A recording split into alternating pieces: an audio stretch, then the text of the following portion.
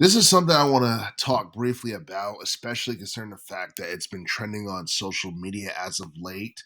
But everybody has been talking about Crash Bandicoot 5 and how it was a game that was either supposed to come out years ago or something that was supposed to be coming out in the future, but it never happened because Activision, for whatever reason, decided to scrap the whole thing altogether.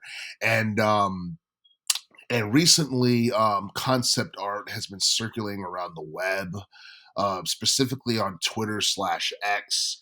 As you can see here on the screen, apparently Crash Bandicoot 5 was supposed to feature a crossover between the series itself along with the Spyro the Dragon series, something that people have been wanting to see since the 90s. And apparently Activision had pulled the plug on it. And the thing that's sad about the whole cancellation of the project is the fact that the storyline seemed like it was very intriguing to say the least.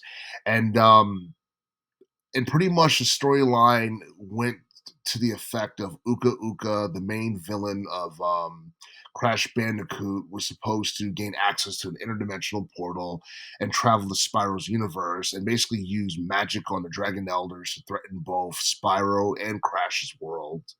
And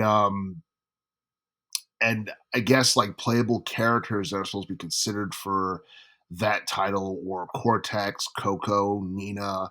I'm guessing that both Crash and Spyro would have been playable characters as well. But basically, the development for Crash 5 had only lasted a few months back in 2020 before like it was scrapped altogether. And it's a damn shame because you look at like the Crash Bandicoot, franchise and how long it's been around. It's been around since the mid '90s, and Crash Bandicoot 4, which came out a few years ago, actually did pretty like well in terms of sales. I think it did somewhere around the ballpark of 5 million in terms of sales. However, it didn't meet Activision's overall sales expectations, which is probably why Activision hasn't invested too much money into the franchise from there on forward. However, we did get Crash Team Rumble back in 2023, which was last year, and that game was a massive flop, and no one really cares about it for the most part. And despite all that, the servers are still up. Last time I had checked, which was like a few months ago, and I don't know why the servers are still up because no one's really interested in it, no one's talking about it. Um, I feel like people are more interested in the main series than they would be in any spin-offs or anything like that. But it seemed like things have not been going great for Activision to say the very least. It's been rough for just about every major video game company in this day and age in terms of finances and all that. And with Activision, they have been getting into a lot of stuff and controversy and all that because um, they face backlash for Modern Warfare 3 being so horrible. They faced backlash recently for shutting down the H2M project that was going on with Modern Warfare 2, a game that came out back in 2009 that was getting remastered, and how they basically had sent a cease and desist on, I believe it was like a week ago or 2 weeks ago. I think it was like right before like August 16th or something. They had sent a cease and desist to shut it down, and they faced a ton of backlash for that. And not only that, Activision has recently um, gotten to a got into like some issues with esports pros because I guess like Activision Blizzard was trying to monopolize Call of Duty leagues and tournaments and all that stuff. It seemed like a lot of the issues Activision has had recently has been over Call of Duty, and honestly, they've been losing a lot of money, and then they got this lawsuit coming up, and this was something that was announced back in February of 2024. So So a lot is riding on the upcoming Call of Duty Black Ops 6 game that's supposed to be coming out in a couple of months.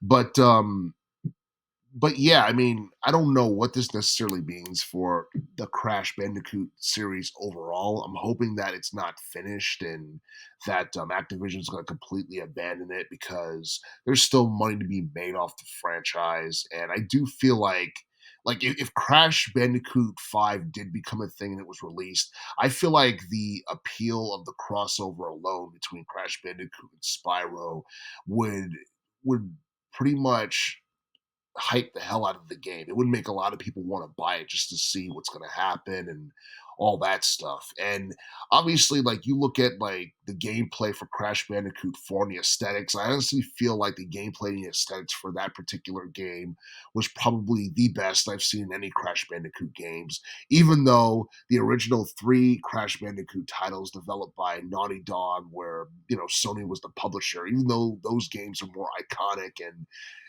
the Insane Trilogy, which was a remastered version of those three games, even though like that sold like a ton, and like by a ton I mean like 20 million units globally.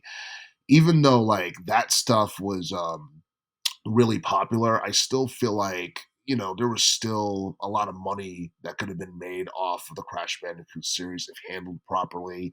And I honestly feel like one of the reasons why Crash Bandicoot 4 didn't do so well because I think it got released around the time COVID had happened. And during that time period, a lot of people were cautious about, what they did and what they bought and all that stuff. And I guess they were more concerned about survival than anything else. And and yeah, I mean, I feel like if they had released like Crash 5, like, in this day and age, it's something that would probably outsell Crash Bandicoot 4 just because of the appeal that both Crash Bandicoot and Spyro have, and the fact that both characters are known to casual gamers for the most part. So yeah, it's a damn shame that Activision, decided to pull the plug on that, and they've been making a lot of like controversial decisions that's made a lot of gamers upset lately, and honestly, I mean, it just makes me wonder what the future of Crash Bandicoot looks like overall because it doesn't seem like it looks too well. Coupled with the fact that Activision also had made like several layoffs like earlier this year. It was either this year or last year, but I know that I remember at some point it ended up cutting almost like 2,000 employees.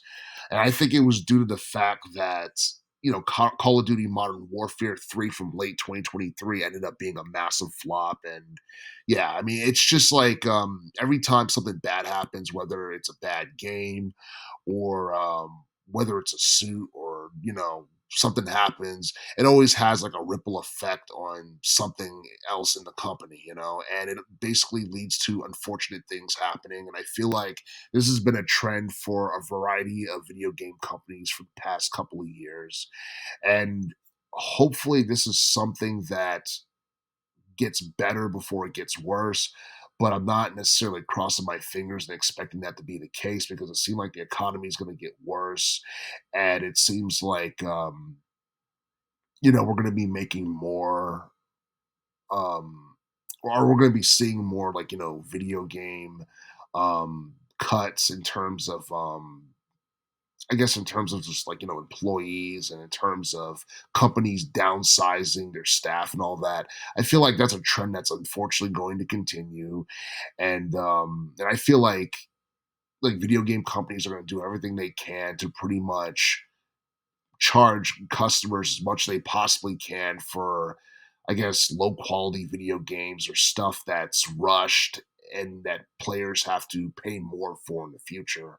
But that's just the way things are nowadays, and there's not much we can really do about it except try to adapt to all of it.